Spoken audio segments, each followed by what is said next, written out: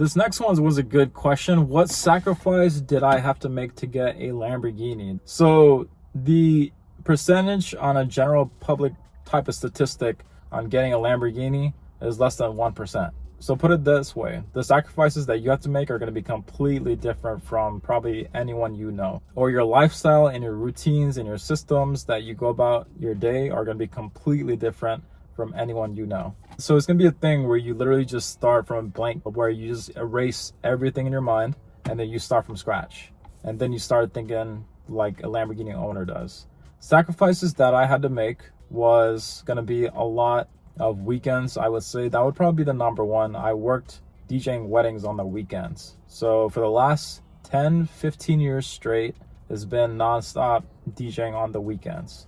But I would say that weekend thing is going to be the biggest thing. You can either use your weekends for pleasure, or you can use the weekends to have additional 2 days to continue working. But the thing that really helped me make those sacrifices was I worked on things and built things that I enjoyed doing. So my two things that I did in the past was DJing weddings, I still do it, and then working on YouTube, which I love doing and I still do it. So a lot of the times that was where my weekends kind of went into. I never really went out partying. I think in my entire life, I probably went to a club, probably like less than 20 times to be honest. Probably only been to bars like less than 25 times in my entire life. One thing you have to know is that if you want to have a Lamborghini, you're going to have to be completely different from the people around you. The type of people that have cars like these, you're not going to see at the bar or you're not going to see at the club. And even if you do, those probably aren't the right type of people you want to associate yourself with. Once you do kind of sacrifice your nights on going out with your friends, partying and drinking, you're going to start to build a circle where you're going to get like-minded people. So this is the kind of good thing about quote unquote sacrificing your life in terms of pleasure. If I were to go out every single weekend partying, drinking, I would blow all my cash on that. My cash would go to the club, the drinks, and then it would just be completely gone. I spent those days mainly working on the things that I loved doing, and that was kind of how I got my pleasure, but at the same time still being a producer and making cash along the way. So that was kind of my pleasure that I had on the weekends. I was still kind of working on things I loved doing. But what was cool was the more you kind of go away from that whole party scene and just kind of going out blowing your money away is going to be good in the sense that the circle that you will get is also going to be like-minded people who are going to be like you. Like my circle right now is a lot of people who would also have supercars, but at the same time are also really big entrepreneurs and really, really successful doing what they do, such as like realtors and people who own software companies and who are also different entrepreneurs and all that. So it's not really called sacrifice, I would say. I would say it's just more of you doing things differently compared to the general public. Up until this day, I would still say that I never really sacrificed anything because everything just kind of worked out in my favor. So I will say that there's no really such thing as sacrifices. This is you doing things kind of differently and you walking your own path. I tend to not spend my money on a lot of different things. I probably only shop for clothes once every 2-3 months. And even then, it's not that much. I would probably have like 15 black shirts that I just rotate throughout the weeks. I live a really minimum lifestyle. Aside from the car, everything else around me is just really minimum. Like I'll still cook my own food. I'll meal prep, get groceries, still not go out on the weekends. Like I'll go out, but I won't go crazy blowing my cash and spending it at the bar or club or whatever. What I will do is go to different car meets if I do have the free time, or I'll go out for like a quick, small, minimal dinner to a cool new place, stuff like that. One of the big sacrifices that I could see was I still do drive a Honda Civic for the last 3 years. When I knew that I could have gotten a BMW or something fancier, I didn't really care about the car at the time. My whole philosophy in life and even on cars is either you go big or you go home. So for the last 3 years, I was actually in a Honda Civic, even though I could have gotten a fancy car like a BMW and all that. But again, the philosophy stayed the same. You go big or you go home. So my goal was to get a Lamborghini, and then I didn't want anything else in between. I did get an M4 last year, but I only kept it for about 10 months. Sold the car for a profit, and then I got into this, which I did kind of have to do. The only way you could get approved for a loan for a car like this is if you have some good history. And so I needed to get the M as a stepping stone to get into this guy.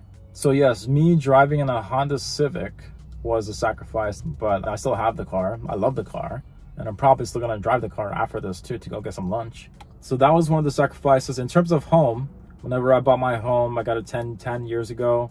I got it for really cheap, but the home at the time was only 95 grand. Granted, it's tripled in value since then, but whenever I bought the home at that time, I could have gotten a fancier place closer to the city, closer to work, but I didn't really care about where I lived. I just needed a place to stay and just have a kitchen and a washer dryer unit. If you have the mentality to just kind of live really minimum, and if your mentality or your pleasure goes into things that you actually love doing, that could also be like a hobby that makes you money, then you're golden, because then your dopamine hits and your pleasure and all that stuff come from really positive things that could even put money into your pocket, such as this too. Right now, say for example, I could be working a corporate job. Today's a Monday.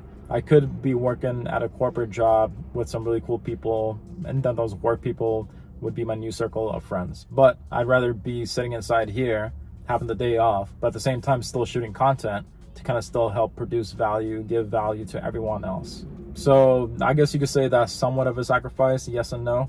But again, sacrifice, I don't really call it that. This is going to be more of just kind of doing your own thing, doing stuff in your own lane, and just kind of doing the things that other successful people do. So that is one good way to put it. Once you kind of go in the path of you just doing your own thing, then you start to meet other people, other 1% people who are also doing their own one thing. Then you become friends with those people. But again, Lamborghini owners, less than 1% of the general population. So you can look around you, see the people around you, and if you gel with them, chances are, to be honest, you're not going to get a Lamborghini. You have to listen to people who are 10 times better than you are. If you're asking yourself, where do I find those people? I live in the middle of Kansas, so on and so forth. Go on YouTube. There's tons of different speakers who are probably 10 times better than you. Listen to what they have to say, and then you just apply whatever their mindset is and to yours. And then you just take bits and pieces of whatever they do right, and then you apply that into your own mindset. But I will say that, yes, you start to become somebody completely unique. You don't really get along with a lot of people. You do in conversations and all that, but you'll start to notice that your mindset's going to be completely different from everyone else's. You start seeing things that are completely different from everyone else. So in a way, if you're not prepared for it, you are going to be a bit of an outcast. So just be watch out for that. If you don't have the stomach to take that, you're not going to be in a position where you can have a Lamborghini. Again, 1% is where you need to be at to get into a car like this. You can't be like everyone else. You have to be somebody in your own lane. You have to be a leader. You have to be the best at what you're doing. And with that, it's going to take a lot of alone time to get better at things, to practice things, and so on and so forth. So I would say that those are quote unquote sacrifices that you'd have to make. Just don't be like everyone else and be your own person and stay in your own lane. Be in a lane that leads you to success. And once you continue to take that path, you're going to see 10 doors open. You're going to see 20 doors open, 30 doors open. And then one of the doors is going to lead to that guy there. So that is what I would say about making sacrifices. Again, I wouldn't change a single thing that has happened till this day. I'm pretty blessed to live the life that I have today. And again, yes, I wouldn't change that for anything else. It's a really cool feeling, really cool position to be in. And then now I take great pleasure in kind of helping other people get to the same level or point. So that's my answer to that question. Again, if you're staying till the end of the video, ask your question below. I will be doing a video on that. There is also a blueprint on my mindset and every little step that I did to get to this point. If you all want to check that out, the link for that is also right down below. Thank you all for watching. Ask your questions below, and I will see you all for the next one.